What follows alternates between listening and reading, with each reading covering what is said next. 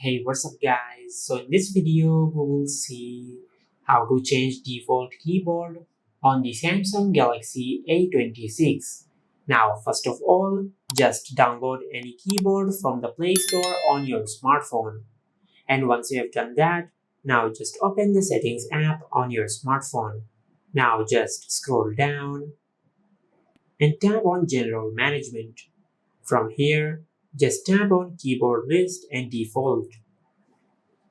Now just tap on default keyboard. Now from here, just select the keyboard which you have downloaded, just like that. And this is how you can change the default keyboard on the Samsung Galaxy A26. If you found this video helpful, please like the video and subscribe to our channel and hit the bell icon to get notified when we upload a new video.